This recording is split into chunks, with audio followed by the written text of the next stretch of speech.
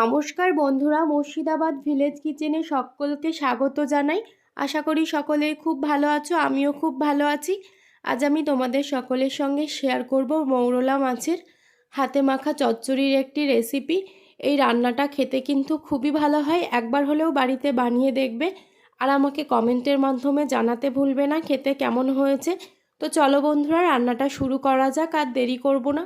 তো সকলে শেষ পর্যন্ত দেখতে থাকো কিভাবে আমি এই রেসিপিটা তৈরি করি। তো মৌরলা মাছের বাটি চচ্চড়ি বানানোর জন্য আমি এখানে মৌরলা মাছ নিয়ে নিয়েছি। এখানে দিয়ে দিলাম পরিমাণ মতো নুন, পরিমাণ মতো হলুদ গুঁড়ো। এবারে দিয়ে দেব 100 গ্রামের মতো সর্ষের তেল, দিয়ে দিলাম 1 টেবিল চামচ আদা বাটা, প্রায় 2 টেবিল চামচের মতো কাঁচা জিরে বাটা। এবারে দিয়ে দিলাম কাঁচা লঙ্কার লাল রং দেখে নিয়েছিলাম আমি 8 থেকে 10টা বেটে নিয়েছি, সেটা দিয়ে দিলাম। এবারে দিয়ে দেব 2টো মাঝারি সাইজের কাঁচা টমেটো। তোমরা চাইলে এখানে টমেটোটা নাও দিতে পারো, কিন্তু টমেটোটা দিলে খেতে ভালো হয়, তাই আমি দিয়েছি। এবারে সমস্ত উপকরণগুলো আমি হাত দিয়ে এভাবে ভালো করে মেখে নেব।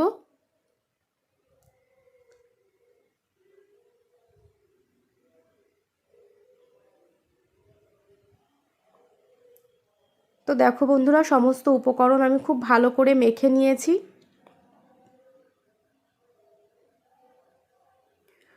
তো উনুনে কড়াইটা আমার বসানোই ছিল, গরম হয়ে গেছে। এবারে আমি মাছগুলো দিয়ে দেব। তোমরা যারা গ্যাসে করবে তারা কিন্তু গ্যাসের ফ্লেমটা একদম লোতে রাখবে, আর আমি উনুনে করছি, জালটা কিন্তু একদমই আস্তে দেব। এবারে আমি মশলা ধোয়া জলটা দিয়ে দিলাম। তো জলটা দেওয়ার পরে আমি একটু নেড়ে দেব।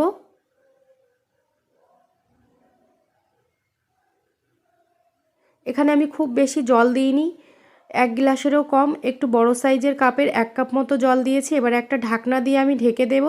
এটা কিন্তু ঢাকা দিয়ে আস্তে আস্তে রান্না করতে হবে। তো 5 মিনিট মতো পরে আমি ঢাকনাটা খুলে নিয়েছি। এবারে আমি দেখো একটু নেড়ে দিচ্ছি, আরও একবার ঢাকনা দিয়ে ঢেকে দেব 5 থেকে 7 মিনিটের জন্য। তো দেখো জলটা অনেকটাই কমে গেছে, তোমরা দেখতেই পাচ্ছ, মোটামুটি রান্নাটা হয়েই এসছে।